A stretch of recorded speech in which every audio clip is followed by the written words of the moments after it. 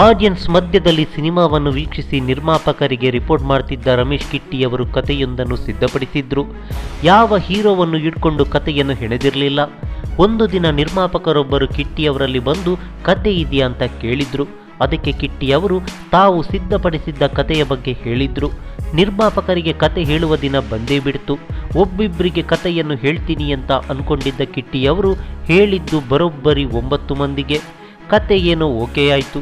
Hero ಯಾರು ಅಂದಾಗ ಬಂದ ಉತ್ತರ ದರ್ಶನ್.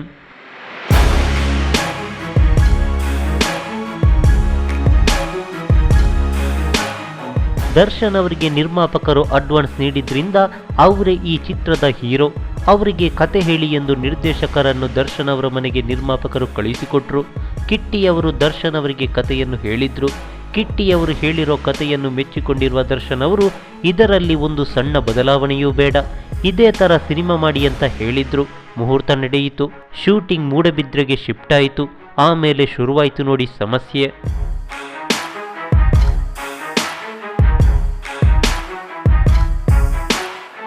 ಆರಂಭದಲ್ಲಿ ಎಲ್ಲದಕ್ಕೂ ಒಪ್ಪಿಕೊಂಡ ನಿರ್ಮಾಪಕರು ಕೊನೆಯ ಹಂತದಲ್ಲಿ ಕೈ ಎತ್ತಿಬಿಟ್ರು. ಅದು ಯಾವ ಮಟ್ಟಕ್ಕೆ ಅಂದರೆ ಮೂಡಬಿದ್ರೆಯ ಶೂಟಿಂಗ್ನಲ್ಲಿ ಊಟನೇ ಕೊಡ್ತಿರ್ಲಿಲ್ಲ. ಹೀಗಾಗಿ ನಿರ್ದೇಶಕ ಕಿಟ್ಟಿಯವರೇ ತಮ್ಮ ಕೈಯಿಂದ ಹಣ ಹಾಕಿ ಊಟವನ್ನು ಅರೇಂಜ್ ಮಾಡಿಸಿದ್ರು. ಹಾಗಂತ ಚಿತ್ರದ ಬಜೆಟ್ ಕೂಡ ದಾಟಿರಲಿಲ್ಲ. ಕೊಡೋದಕ್ಕೆ ನಿರ್ಮಾಪಕರಲ್ಲಿ ದುಡ್ಡೇ ಇರಲಿಲ್ಲ. ಹೀಗಾಗಿ ಚಿತ್ರಕ್ಕೆ ಫೈನಾನ್ಷಿಯಲ್ ಪ್ರಾಬ್ಲಮ್ ಎದುರಾಯಿತು. ಸಿನಿಮಾವನ್ನು ಮುಗಿಸಲೇಬೇಕಾದ ಅನಿವಾರ್ಯತೆಯಿಂದ ಕಿಟ್ಟಿಯವರೇ ಒಂದಿಷ್ಟು ಫೈನಾನ್ಸನ್ನು ಕೊಡಿಸಿದ್ರು. ಇಂಟ್ರೆಸ್ಟಿಂಗ್ ವಿಚಾರ ಅಂದರೆ ಈ ಬಗ್ಗೆ ವಿಷ್ಣುದಾದ ಅವರು ಮೊದಲೇ ಭವಿಷ್ಯವನ್ನು ನುಡಿದಿದ್ರು. ಅದೇನೆಂದರೆ ಒಂದು ದಿನ ಕಿಟ್ಟಿಯವರು ಚಾಮುಂಡೇಶ್ವರಿ ಸ್ಟುಡಿಯೋದಲ್ಲಿ ಹೋಗ್ತಿರುವಾಗ ವಿಷ್ಣು ಸರಲ್ಲಿ ಕೂತಿದ್ರು. ಕಿಟ್ಟಿಯವರನ್ನು ಕಂಡ ವಿಷ್ಣುದಾದ ಸಿನಿಮಾವನ್ನು ಮಾಡ್ತಿದ್ದಿರಂತೆ, ಸ್ವಲ್ಪ ಹುಷಾರಾಗಿರಿ, ಅವರು ಸಿನಿಮಾವನ್ನು ಮುಗಿಸಲ್ಲ ಎಂದು ನಿರ್ಮಾಪಕರ ಬಗ್ಗೆ ವಿಷ್ಣುದಾದ ಎಚ್ಚರಿಕೆ ಕೊಟ್ಟಿದ್ರು. ಆದರೆ ಕಿಟ್ಟಿಯವರು ಇದನ್ನು ಸೀರಿಯಸ್ ಆಗಿ ತೆಗೆದುಕೊಂಡಿರಲಿಲ್ಲ. ದಾದನ ಆ ಮಾತು ಶೂಟಿಂಗ್ ಸಮಯದಲ್ಲಿ ನಿರ್ದೇಶಕರಿಗೆ ಮನದಟ್ಟಾಗಿತ್ತು. ಅಷ್ಟೊತ್ತಿಗಾಗಲೇ ಕಿಟ್ಟಿಯವರಿಗೆ ತುಂಬಾನೇ ಕಮಿಟ್ಮೆಂಟ್ ಆಗಿತ್ತು.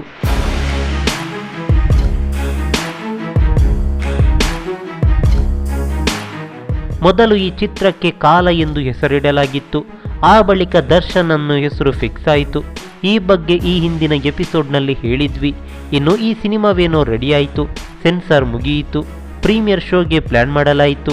ಈ ಬಗ್ಗೆ ಕಿಟ್ಟಿ ನಿರ್ಮಾಪಕರಲ್ಲಿ ಎಲ್ಲರನ್ನೂ ಕರೆಯೋದು ಬೇಡ, ಮೊದಲು ನಾವು ಸಿನಿಮಾವನ್ನು ನೋಡೋಣ, ಆಮೇಲೆ ಎಲ್ರಿಗೂ ಪ್ರೀಮಿಯರ್ ಶೋ ಇಡೋಣ ಅಂತ ಹೇಳಿದರು.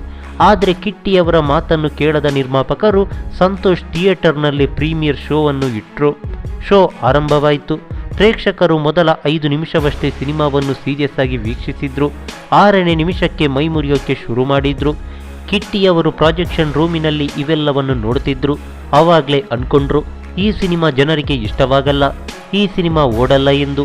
ಆವಾಗಲೇ ಕಿಟ್ಟಿಯವರು ಡಿಸೈಡ್ ಮಾಡಿದ್ರು, ಇನ್ಮುಂದೆ ನಾನು ಸಿನಿಮಾ ಮಾಡಲ್ಲ, ಇದೇ ನನ್ನ ಕೊನೆಯ ಸಿನಿಮಾ ಎಂದು.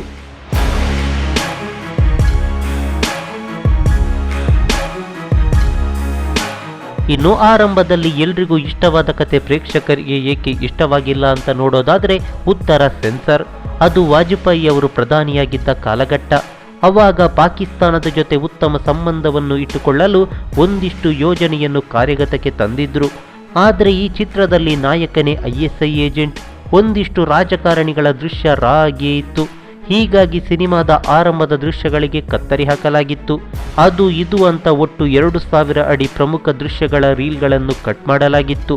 ಈ ಬಗ್ಗೆ ಸೆನ್ಸರ್ ಆಫೀಸರ್ ಹತ್ರ ಕೇಳಿದ್ರೆ ಇವಾಗ ನಾವು ಇಂಡಿಯಾ ಪಾಕ್ ಕಾಂಪ್ರಮೈಸ್ ಹಾಕ್ಕೊಂಡು ಬಾಯ್ ಅಂತಿದ್ದೀವಿ, ಈ ಟೈಮ್ನಲ್ಲಿ ನಾಯಕನನ್ನೇ ಇಟ್ಕೊಂಡು ಈ ಥರ ಮಾಡೋದು ತಪ್ಪಲ್ವಾ ಅಂತ ಕಿಟ್ಟಿಯವರಲ್ಲಿ ಪ್ರಶ್ನೆಯೊಂದನ್ನು ಇಟ್ಟರು.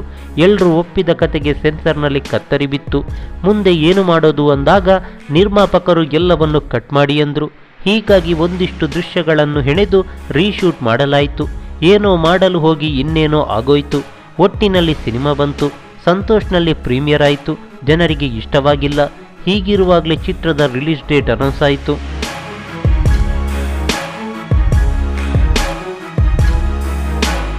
ಸೆಪ್ಟೆಂಬರ್ 3, 2003ರಂದು ಗಾಂಧಿನಗರದ ಮೇನಕ, ಮಂಗಳೂರಿನ ರಾಮಕಾಂತಿ ಸೇರಿದಂತೆ ದರ್ಶನ್ ರಾಜ್ಯಾದ್ಯಂತ ತೆರೆ ಕಂಡಿತ್ತು.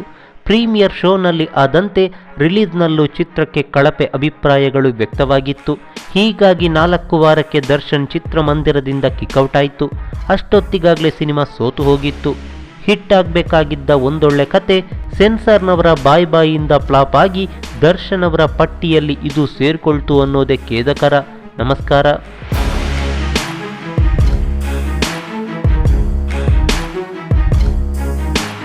ಈ ಮಾಹಿತಿ ನಿಮಗೆ ಇಷ್ಟವಾಗಿದ್ದರೆ ಲೈಕ್ ಮಾಡಿ, ಶೇರ್ ಮಾಡಿ, ಹಾಗೆ ನಮ್ಮ ಕೋಸ್ಟಲ್ ಕನ್ನಡ ಯೂಟ್ಯೂಬ್ ಚಾನಲ್ಗೆ ಸಬ್ಸ್ಕ್ರೈಬ್ ಮಾಡಿ.